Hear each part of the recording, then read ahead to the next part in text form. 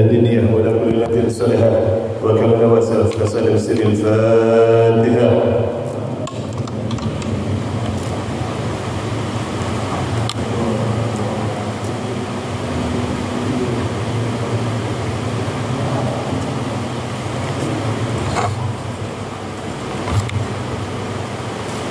Hadirin wal hadirat rahimakumullah, mari kita lanjutkan pembahasan kita, yaitu dalam materi Sirah Nabawiyah.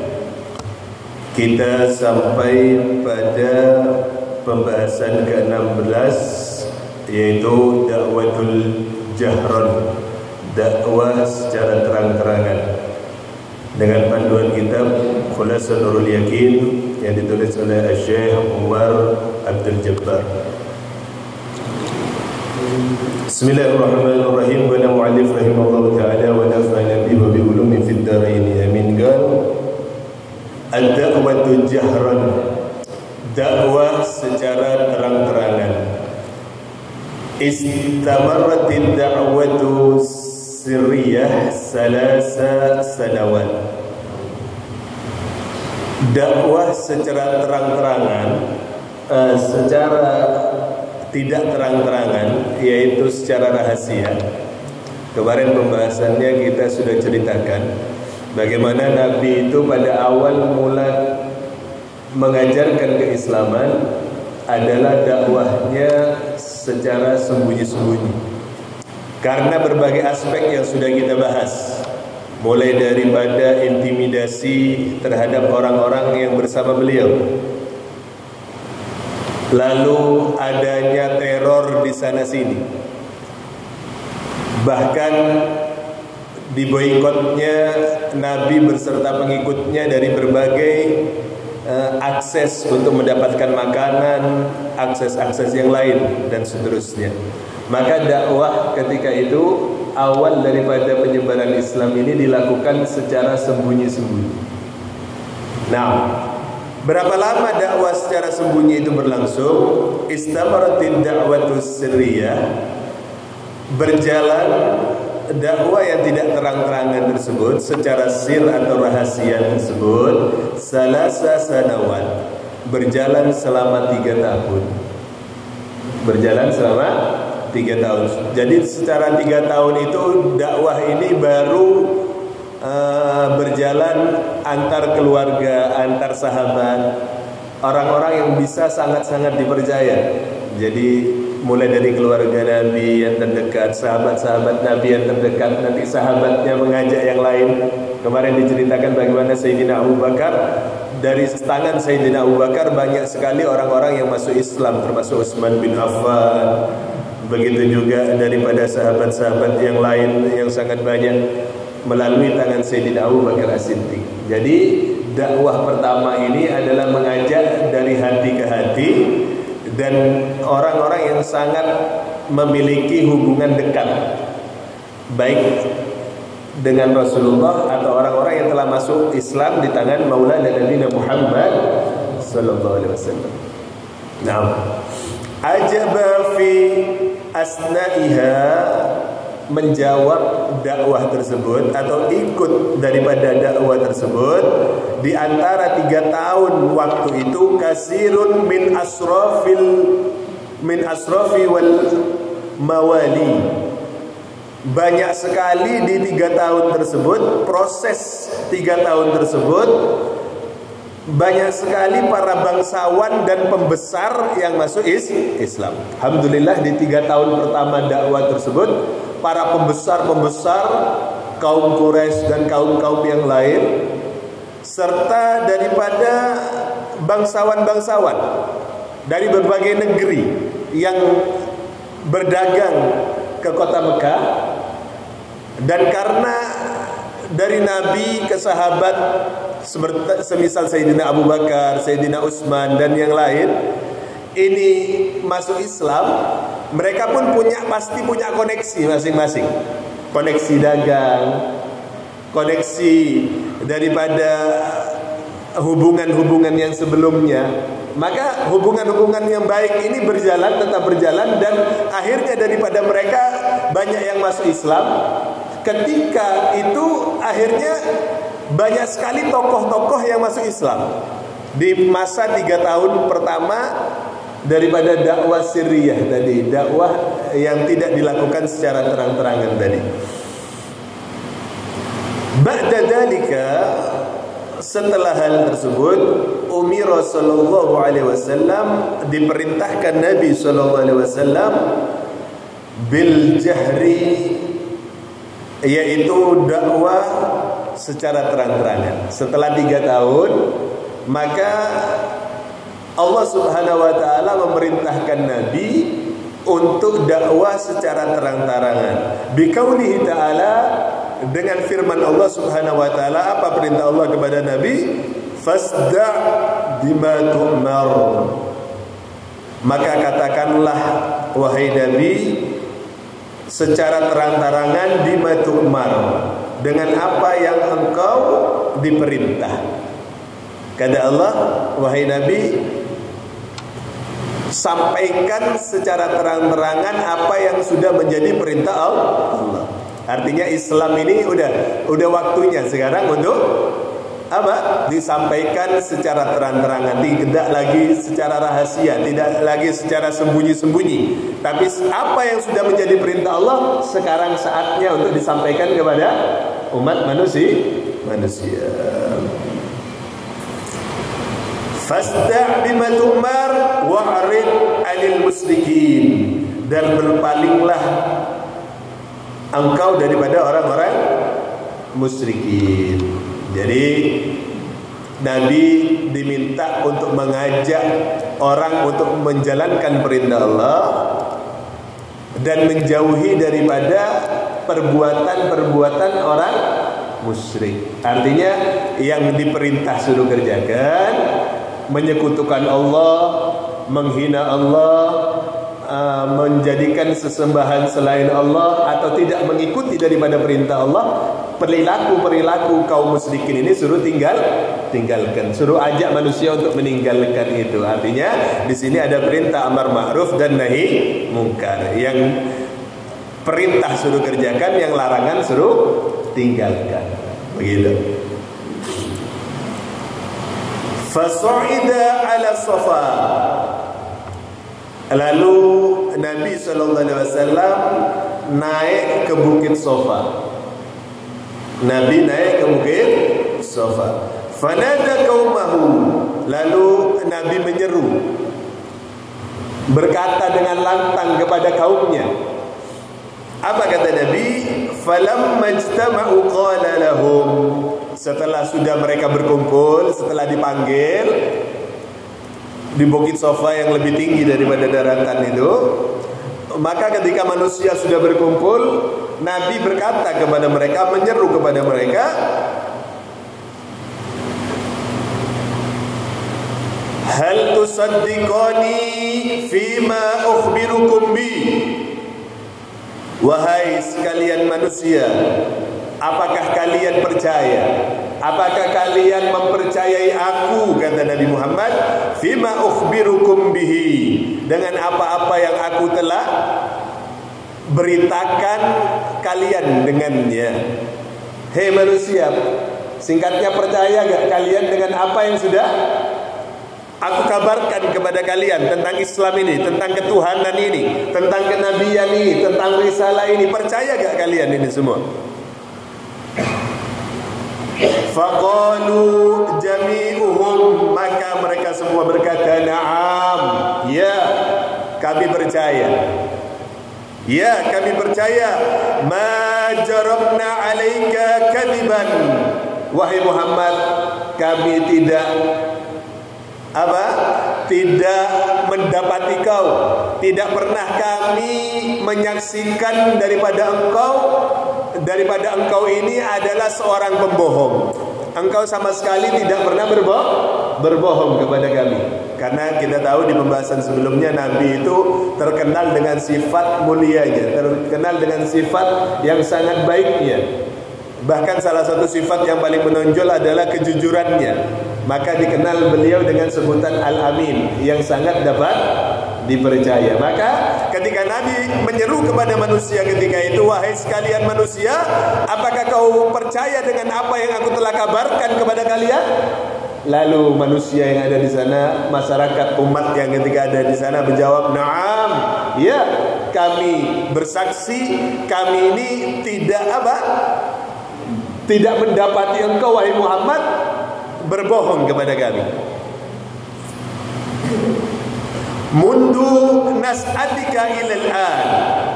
Mulai masa kecilmu, mulai engkau kecil sampai sekarang kami tidak pernah mendapati engkau berbohong. Mereka bersaksi tentang hal tersebut. Karena apa? Karena mereka tahu Nabi dari kalangan mereka, tinggal bersama mereka, kecil besar bersama mereka, sampai remaja berdagang bersama mereka. Mereka tahu kehidupan Nabi, dan Nabi terkenal dengan kejujurannya. Bagaimana orang-orang ketika pergi keluar daerah ke tempat yang jauh, mereka menitipkan hartanya kepada Maulana Nabi Muhammad sallallahu alaihi wasallam dari besarnya rasa percaya umatnya kepada beliau. Maka kata mereka, mulai engkau kecil sampai sekarang wahai Muhammad, kami tidak pernah mendapati engkau berbohong kepada kami, maka kami percaya kepada engkau. Faqala sallallahu alaihi wasallam, maka berkata Nabi sallallahu alaihi wasallam kepada mereka, bersabda Nabi, apa kata Nabi? Ankidu anfusakum minan nar. Maka kata Nabi, lepaskan diri kalian dari siksa api neraka. Kalau engkau percaya kepadaku, kata Nabi, maka sekarang aku minta lepaskan diri kalian daripada api neraka. Intinya Nabi ingin berkata, aku ingin menyelamatkan kalian.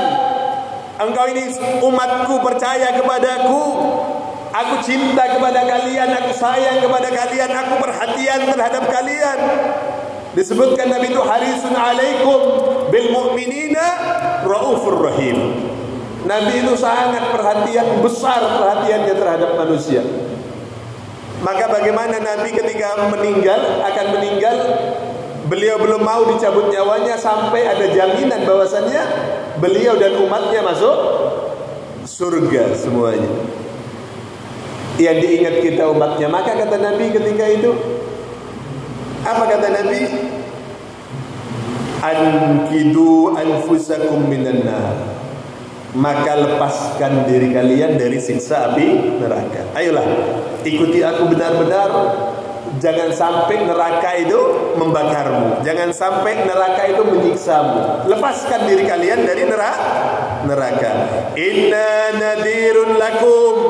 Sungguh aku ini menjadi pengingat bagi kalian. Aku ini diutus menjadi pengingat bagi kalian. Min adabin syadid. Dari azab yang pedih. Neraka itu pedih, siksa Allah itu pedih.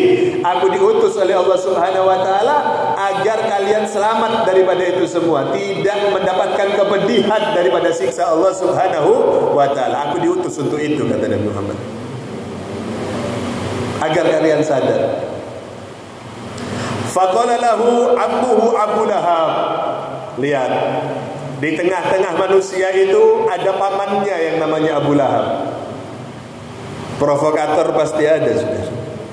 Di tengah-tengah umat yang percaya kepada Nabi itu muncul seseorang dari kalangan bangsawan juga, paman Nabi, yang ingin menggoyahkan kepercayaannya kepada keponakannya yang menjadi Nabi. Apa kata Abu Lahab? Tabban laka ya Muhammad. Tabban laka ya Muhammad. Celakalah engkau wahai Muhammad. Hei Muhammad, celaka engkau ini. Khawatir dia. Umatnya semua, masyarakat Mekah ketika itu mengikuti Maulana Nabi Muhammad sallallahu alaihi wasallam. Apa kata Abu Lahab tadi? Tabban laka ya Muhammad. Celaka engkau wahai Muhammad. Alihada jama'tana. Apakah sebab ini kau kumpulkan kami? Apa-apaan kau Muhammad? Kau kumpulkan begitu banyak manusia hanya untuk menyeru semacam ini? Celaka kau ini, gak ada kerjaan kau ini. Kami ini bangsawan, kami ini orang-orang terhormat, kami ini punya perniagaan, kami punya bisnis-bisnis, kami punya kegiatan yang begitu banyak. Kau kumpulkan kami hanya untuk hal yang semacam ini? Celaka kau ini. Model orang model apa kau ini? Dipengaruhi model begitu orang-orang yang ada di sini. Fanzalallahu fi haqqihi suratul Lahab. Maka Allah Subhanahu wa taala karena adanya Abu Lahab ini, untuk diri Abu Lahab ini diturunkan surat Al-Lahab oleh Allah Subhanahu wa taala. Apa kata Allah menjawab daripada apa yang disebutkan Abu Lahab tadi? Tabbat yada abi lahab wa tab. Sungguh binasahlah tangan atau diri dari Abi Lahab, dan benar-benar binasa dia. Yang tabban itu tadi bukan Nabi Muhammad, tapi dijawab oleh Allah. Siapa? Abi Lahab sendiri. Abi Lahab ini yang apa? Binasa, dan benar binasa dia sampai akhir ayat. Intinya daripada pembahasan yang ke-16 ini, di sini awal mula daripada Maulana Nabi Muhammad SAW mengajak manusia dakwah secara terang-terangan, dakwah di depan umum, tidak lagi rahasia dari rumah ke rumah, dari tempat ke tempat yang ada dalam pengawasan. Tapi Nabi Muhammad dakwah secara terang-terangan, saudara. Dakwah betul-betul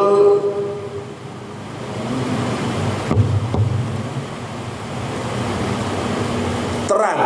Artinya di mana tempat Islam sudah mulai boleh digaungkan, walaupun jelas ada resikonya. Dan nanti di pembahasan-pembahasan selanjutnya, bagaimana ketika terang-terangan ini resiko juga besar. Ada sahabat yang akhirnya disiksa, ada sahabat yang akhirnya diasingkan, ada sahabat yang akhirnya dimiskinkan, termasuk Maulana Nabi Muhammad sallallahu alaihi wasallam. Tapi itu semua menjadi resiko dakwah Nabi, resiko dakwah beliau dan para sahabat. Dan akhirnya kita tahu, walaupun singkat masa dakwah Nabi, tapi Islam berkembang seantero negeri. Bahkan setelah wafatnya beliau, tetap Islam berkembang kemana tempat. Dan sampai detik ini kalau kita mau tahu, pasti ada yang masuk Islam di setiap belahan dunia berkat daripada kepanjangan tangan, lisan dakwah Nabi Muhammad SAW. Kalau dibandingkan dengan nabi-nabi yang lain, nabi-nabi yang lain itu ada yang berdakwah 950 tahun. Nabi Nuh alaihissalam ada yang ratusan tahun, tapi pengikutnya hanya sedikit, saudara. Tapi Maulana Nabi Muhammad SAW menjadi daripada syariatnya paling besar seluruh dunia, walaupun hanya beliau berdakwah 23 tahun saja selama hidupnya.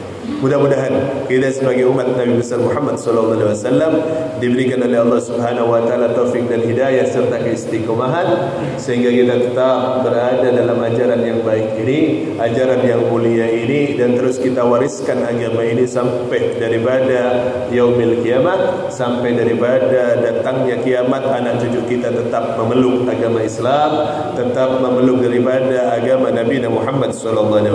Mudah-mudahan tidak tergeser daripada ini semua, dan salah satu ikhtiarnya kita tetap hidupkan agama ini dan kenalkan anak-anak keturunan kita, serta kita sendiri belajar bagaimana sejarah Islam ini agar makin menguatkan diri kita untuk tetap berada di agama yang mulia ini. Amin, Allahumma amin. Masih ada sekitar mungkin 15 menitan. Fadal kalau ada yang mau tanya. Biasanya diminta sesi tanya jawab ya. Maaf tadi ada sedikit terlambat. 40 menit sebelum maghrib ana masih di Pagentongan karena ada tamu tadi. Mampir sebentar ke Puri untuk minum dan langsung ke sini. Minta maaf. Nah, fadhal kalau ada yang mau tanya.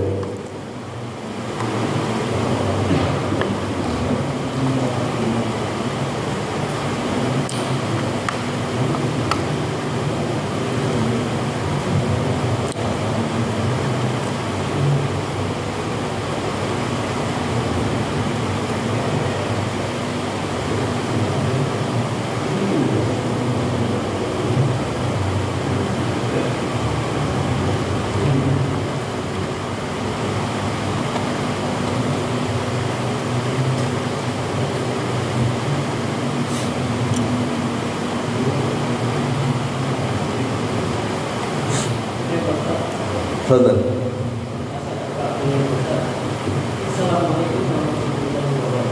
Waalaikumsalam.